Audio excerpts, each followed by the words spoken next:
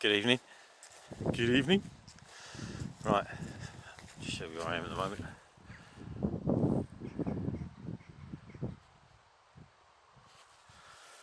It's relatively clear here today, which is a surprise, to be honest, because it's not been like it. It's not been like it for days again. So I've just been sent a video by Mr Vobes, my good friend, and it was showing.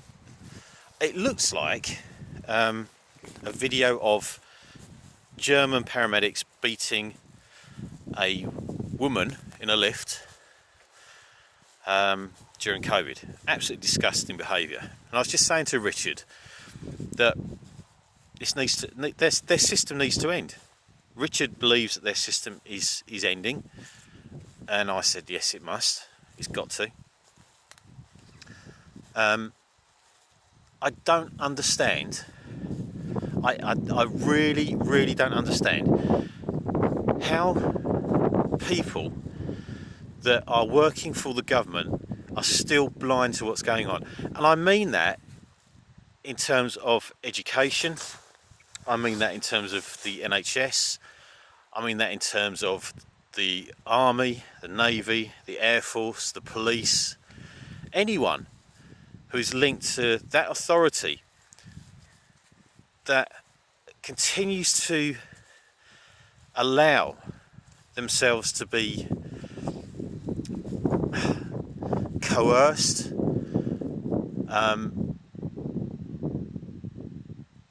it's like they've sold their souls, isn't it?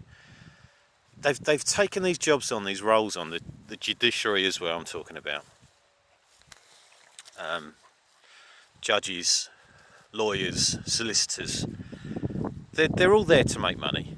They've gone to university, a lot of them. They've got their pieces of paper to say, yes, we're educated and we can do what we like now. Yeah. And basically fuck the civilians, which is what is going on. It's still going on. I mean, we've been screwed over by the United Nations, I think last weekend, and the World Health Organization. So that treaty that the World Health Organization was trying to put in place, which the governments around the world rejected, has been quietly signed under the table. So they now have full jurisdiction over us, by the sounds of it. It's got to end. It beggars belief that our police, for instance, I mean, I've seen videos recently where they're saying it's not our job to interfere with whatever's going on. It's not our place to interfere because they've been told by officialdom. It's not that it's not that whatever is going on is wrong, because it is wrong, but they're not allowed to get involved. Yet the police are there backing up people like the bailiffs in civil disputes. And it's just so corrupt. Everything is just so corrupt. And how are we going to stop this? How is this going to end? Because at the moment, I'm still seeing lots of talk, lots of politics, saying, yes, we can change it peacefully. That's what should happen. It should happen peacefully. There should be a process where we can challenge everything that is going on. But they control the system. So what happens? What happens? Are we led off into a flipping gas chamber? Are we shot in the head? Is that where it's going to lead? Because let's face it, governments around the world over the last 100 years have killed between roughly 300 million and 500 million, depending on what figures you look at. They have killed the innocents. And they're still doing it. They did it with COVID. We know our own government did that with Midazolam, killed between 35 and 45,000 pensioners or elderly in care homes. The proof is there, the evidence is there. Has anyone been brought to justice over that? Absolutely no one. Matt Hancock should be in jail for what he did, along with the rest of them, the rest of our government. Everyone in Westminster that voted on all of those draconian, I'm not going to say they weren't laws, were they? Draconian acts. They should be in jail, the bloody lot of them. And yet they're protected by parliamentary rights. And that in itself is disgusting. I mean, I was looking at something the other day about Gordon Brown. I mean, Gordon Brown, he was a vile individual. He still is a vile individual. I mean, he's a horrible person. Is he as evil as Tony Blair? I don't know. But he's as stupid as Keir Starmer. But you've got him selling, 395 tons of gold bullion, saying we stopped boom bust. I still remember that. I still remember him saying we stopped boom bust, and them laughing across Parliament at the Conservatives, knowing damn well that they hadn't. They sold the gold bullion for $3.5 billion, which is now worth $25 billion. So that man, in his decision, cost this nation $25 billion. One person. Now, you try and steal a penny off HMRC, you try it, and they will come down on you like a ton of bricks, like, you're the worst criminal in the world. I mean, at the moment, I'm facing up with HMRC because they said I hadn't submitted a tax return for 2022-2023. But I had done, and I've got the proof and the evidence, and I've supplied them with that proof and evidence 3 times, and yet they're still trying to fine me, and the fine is going up £300 a month at the moment,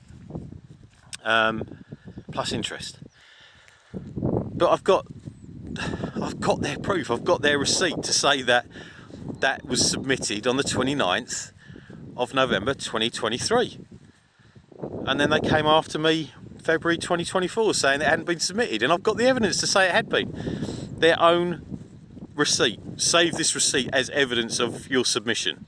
So I'm like I say, and I didn't even owe any tax. That's the laughable thing about it. I didn't owe a single penny because I'd only done 4 months' work. So it's madness. And yet, someone like Gordon Brown, after wasting 22 billion, one person's decision, as Chancellor, 22 billion that decision has cost us. 22 billion. I mean, I know it's nothing in the big scheme of things. I mean, they're quite happily right. I mean, wouldn't that fill the 20 million black hole that they're talking about? Yeah, damn right it would. Damn right. But it is what it is, and we are where we are. But this has got to end. The people have got to rise. And I listen to people like Neil Oliver, and God bless his heart. He says everything he nails it every single time. But we need someone like Neil or other people like Neil to lead the way. But who's going to do it? Who's going to lead the charge? Because the whole system needs to be brought down. I'm not talking about just the UK system. I'm talking about the entire system. Because it is corrupt all the way through. It is the banks. It is the banks that are running this. The Zionists that are running this. And I'm not talking about I'm not anti-Semitic. I'm not.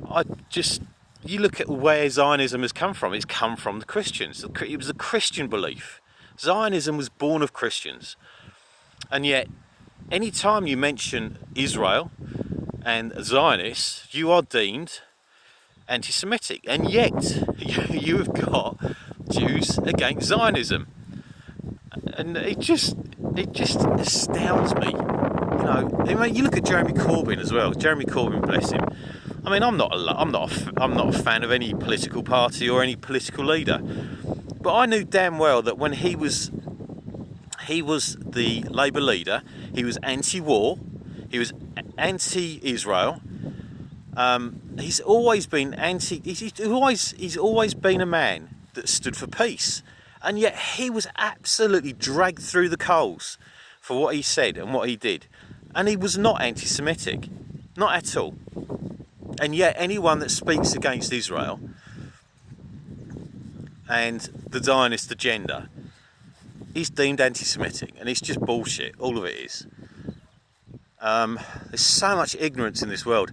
I mean, you know, hands up, I've been ignorant a lot of the times, the things that I've said in the past. But you learn, that's what part of life is. You learn. So, that's it. That's my moan for today. It's 11 minutes today. It's a minute longer than I normally do, but there you go. And the dog's still wagging his little tail. Bud? Yeah, I know. Speak soon, everyone.